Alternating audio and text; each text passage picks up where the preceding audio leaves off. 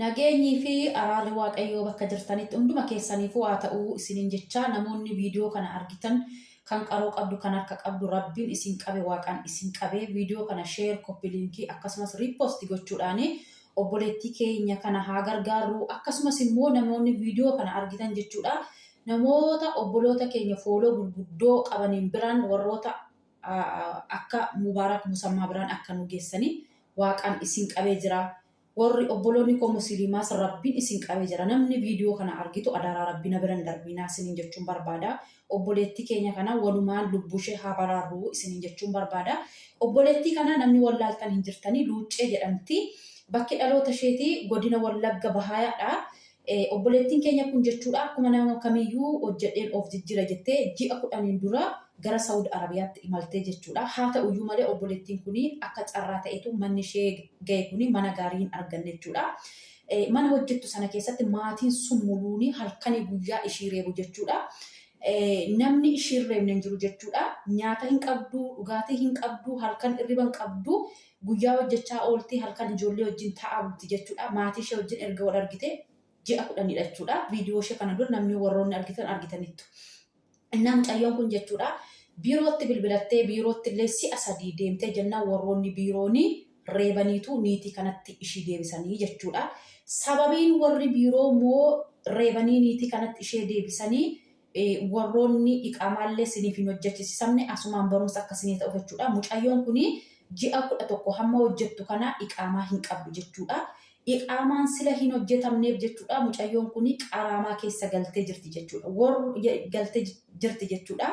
Innaa mucayyoon amma yeroo ammaa kana dhukkubsattee gadameessa ishee keessaan dhiigni afaanii funyaanii fi gadameessa ishee keessaan gadi yaa'aa jira jechuudha. Akka yeroo darbee mucaa Beerut turte sanaatitti jechuudha. Innaa warri biiroo kun immoo yoo biyya galuu barbaadde ta'ee riyaala 10,000 yookiin immoo birrii Itoophiyaa 300 fidiiti gara biyya keetitti gadi jedhan. Sababiin isaan akkanattiin jedhan warri biiroon immoo mucayyoon kun iqaamaa yookiin immoo mattaawoqiyaa yookiin waraqaa eenyummaa biyya Saawudii sila isheedhaaf hin hojjechiisamneef ji'a 11 guutuu yookiin birrii 10,000 yookiin immoo birrii Itoophiyaa birrii 300 fidiiti gara biyya keetti gali an kanaan achi hin galtu jedhaniitu niitii kanatti deebisan jechuudha. Niitiin illee amma hin barbaadu jettee jalatti deebisnaan jechuudha. Erga niititti deebisan immoo niitiin ammas halkanii guyyaa reebdii biiroo Itoophiyaadhaa ishee fide sanattis obboleessi ishee bira dhaqee jennaani nama isa jalaa qabu dhabnaani waan godhu wallaalee birrii 10,000 fixeetu gara biyyaatti gara Wallaggaatti deebi'e jechuudha. Nama humna isaanii ol waan ta'ee jiruufi mucayyoon kunis humna ishee ol waan ta'ee jiruufi maaloo na ajjeesuuf jechaa jirti. Galgalallee na darbattee darajaarraa na darbatteeti maaloo sagalee naa ta'atii na baasaa jettee lookeeshinii ishees asumarratti isin laxxafaa. Bakki ishiin jirtu immoo kunoo bakka makiinaan kun lamaan dhaabatanii jiranidha. Namoonni ishii gargaaruu dandeessan yoo jiraate jechuudha. Mucayyoon kuni erga gaafa deemteeti maatii ishee dubbistee hin beektu masmara mataa ishiitillee hin qabdu jechuudha. Niitiin keessaa fuutee jirti jechuudha. Kanaafiyyuu namoonni ishii gargaaruu dandeessanii lookeeshiniin ishees asirra jira. Akkasumas immoo naannoon isheen jirtu immoo naannoo makiinaan kun lamaan dhaabatee jirudha waan ta'eef adaraa nu dirmadhaa kana dura viidiyoo ishees maxxanse argitanitti baay'een keessanii isiniin jechuun barbaada. Namni argitan immoo adaraa qaroo keessanii adaraa harka keessanii sheer koppii liinkii riipoostii nu godhaati namoota sagalee ishee ta'aniitu dukkana kana keessaa gara ifaatti ishee baasuu danda'aniin bira nu gahaa isiniin jechuun barbaada. Turtii gaarii. Ay jireenya biyya ormaa dhugaa rabbii ijoollee keenya wanti hin goone hin jiru jechuudha. Obboleettii keenya viidiyoo suuraa ishee viidiyoo gubbaa amma agartan kana jechuudha. Erga dhuftee reef ji'a 10 guutu ji'a 10 kana keessatti siqaayii namni hin agarre argaa jirti.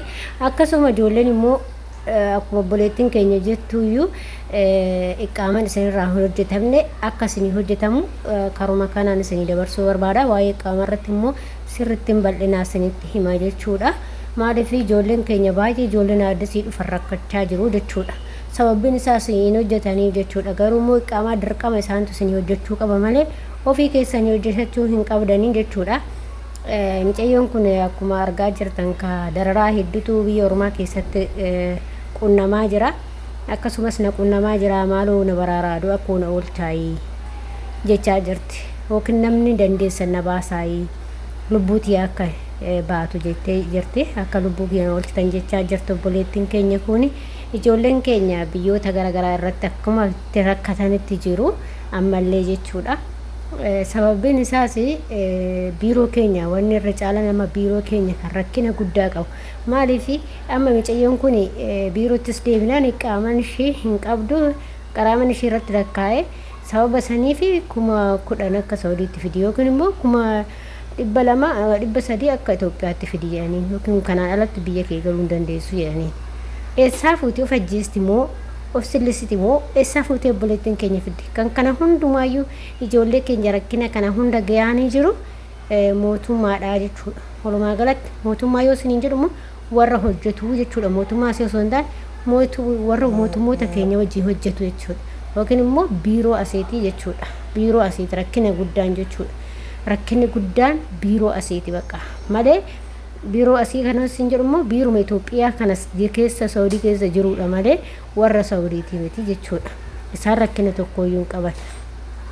Innaa maal isiniin jechuu barbaadeetiniin kanaaf obboleewwan keenya yeroo rakkinni tokko isiniin ga'u daftanii dursitanii himachuu qabdu yoo manni sun isiniin taane. Akkasuma immoo akka dafeetillee wanti kun isinirraa hojjetamu gaafadha.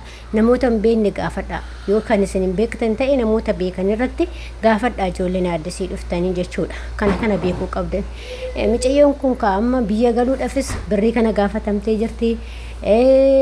Mana madaamsan keessa taa'u madaamin darartee jirti. Hedduu waan biirootti deebi'u biiroon akkas jedheenii jira.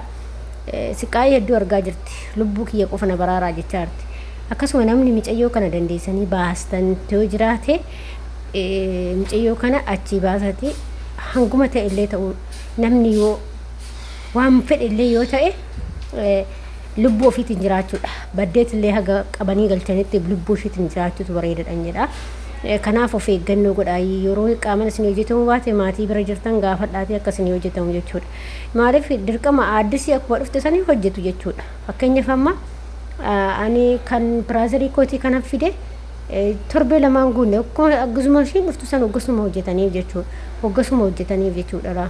Aayidii jechuudha. Maaliif dirqama qaamaa malee biyya kanatti rakkina guddaatu jira jechuudha. Dirqama immoo irratti rakkaa waan dirqama isaanii qabu immoo isaantu sirreessa jechuudha. Yaa waan manni tokko garuu paaspoortii si sirreessuu hin danda'u.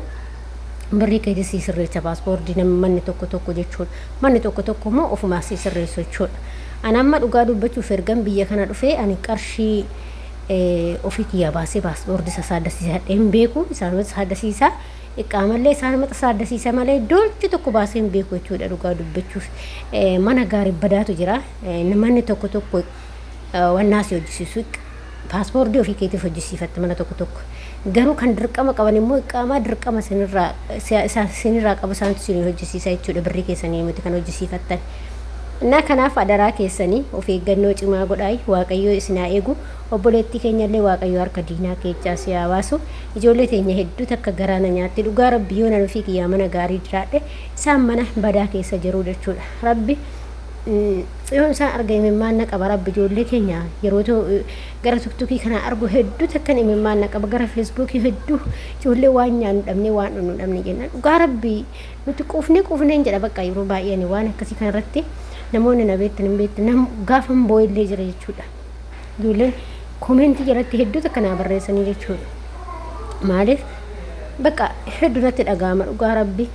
Ani nyaadhe fuuladha ijoolleen obboleewwan koo kan nyaatanii quufanii bullee jiraan jedha bakka. Innaa akkasii isiniin jedha obboloota koo waaqayyo obboleettii keenyas harka diinaa keessaa haa baasu. Akkasuma viidiyoo kana sheerii godhaatii namoota biraan gahatee mucayyoo kanaan birmadhaa adaraa keessan.